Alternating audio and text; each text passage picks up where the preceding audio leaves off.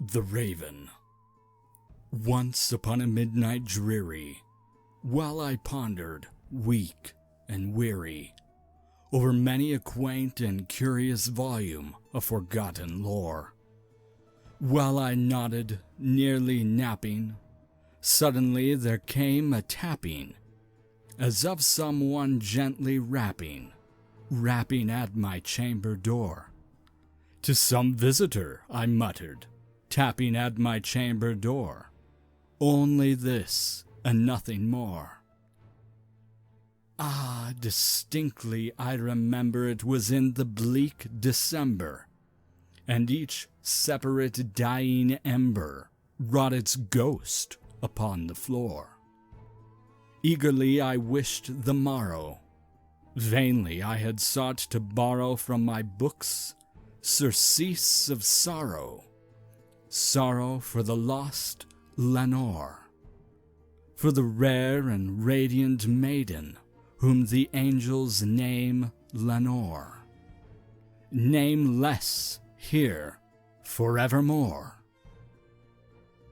And the silken, sad, uncertain rustling of each purple curtain thrilled me, filled me with fantastic terrors never felt before, so that now, to still the beating of my heart, I stood repeating, "'Tis some visitor entreating entrance at my chamber door, some late visitor entreating entrance at my chamber door. This it is, and nothing more." Presently my soul grew stronger, hesitating then no longer. "Sir," said I, "or madam, truly your forgiveness I implore. But the fact is I was napping, and so gently you came rapping, and so faintly you came tapping at my chamber door, that I scarce was sure I heard you. Here I opened wide the door. Darkness there, and nothing more." Deep into that darkness peering, long I stood there, wondering, fearing, doubting, dreaming dreams no mortal ever dared to dream before. But the silence was unbroken, and the stillness gave no token, and the only word there spoken was the whispered word, "Lenore." This I whispered, and an echo murmured back the word, "Lenore." Merely this, and nothing more. Back into the chamber turning, all my soul within me burning. Soon again I heard a tapping, somewhat louder than before. "Surely," said I, "surely that is something at my window lattice. Let me see, then, where thereat is, and this mystery explore. Let my heart be still a moment, and this mystery explore. 'Tis the wind, and nothing more." Open here I flung the shutter, when, with many a flirt and flutter, in there stepped a stately raven of the saintly days of yore. Not the least obeisance made he, not a minute stopped or stayed he, but with mien of lord or lady, perched above my chamber door, perched upon a bust of Pallas, just above my chamber door, perched and sat, and nothing more. Then this ebony bird beguiling my sad fancy into smiling, by the grave and stern decorum of the countenance it wore. "Though thy crest be shorn and shaven, thou," I said, "art sure no craven, ghastly grim and ancient raven, wandering from the nightly shore. Tell me what thy lordly name is on this night's Plutonian shore." Quoth the raven, "Nevermore." Much I marveled this ungainly fowl to hear discourse so plainly, though its answer little meaning, little relevancy bore. For we cannot help agreeing that no living human being ever yet was blessed with seeing bird above his chamber door, bird or beast upon the sculptured bust above his chamber door, with such name as Nevermore. But the raven, sitting lonely on that placid bust, spoke only that one word, as if his soul in that one word he did outpour. Nothing farther than he uttered, not a feather than he fluttered, till I scarcely more than muttered, "Other friends have flown before. On the morrow he will leave me, as my hopes have flown before." Then the bird said, "Nevermore." Startled at the stillness broken by reply so aptly spoken, "Doubtless," said I, "what it utters is its only stock and store, caught from some unhappy master, whom unmerciful disaster followed fast and followed faster, till his songs one burden bore, till the dirges of his hope that melancholy burden bore of never, nevermore."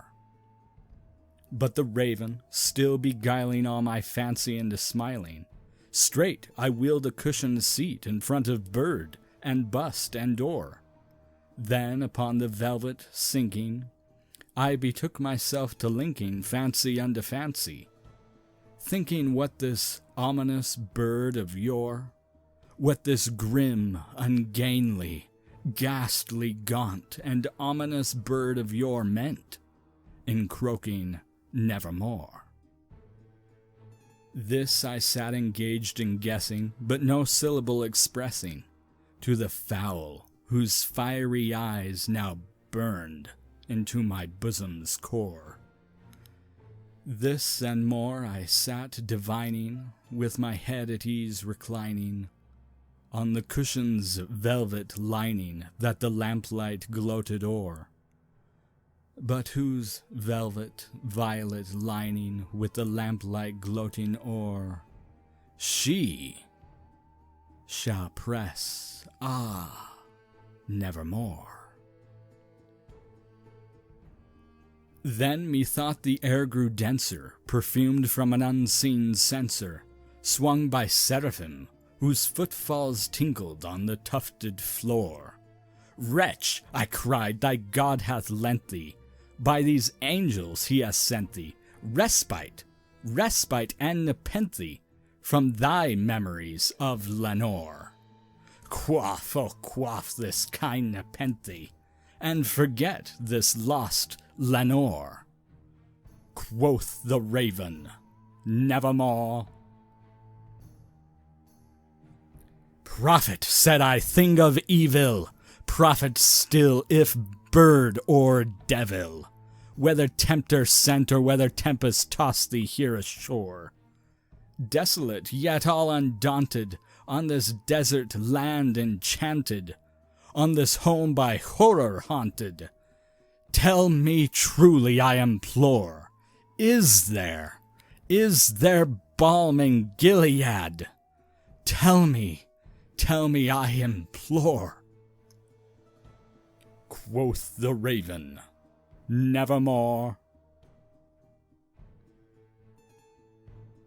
"Prophet," said I, "thing of evil, prophet still, if bird or devil, by that heaven that bends above us, by that God we both adore, tell this soul with sorrow laden, if, within the distant Aidenn, it shall clasp a sainted maiden, whom the angels name Lenore, clasp a rare and radiant maiden, whom the angels name Lenore."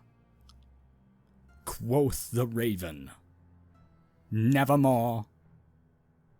"Be that word our sign of parting, bird or fiend," I shrieked, upstarting, "get thee back into the tempest and the night's Plutonian shore. Leave no black plume as a token of that lie thy soul hath spoken. Leave my loneliness unbroken. Quit the bust above my door. Take thy beak from out my heart, and take thy form from off my door. Quoth the raven, nevermore. And the raven, never flitting, still is sitting on the pallid bust of Pallas, just above my chamber door.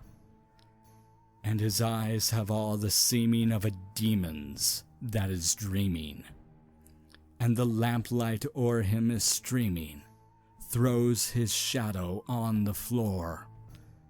And my soul from out that shadow that lies floating on the floor shall be lifted nevermore.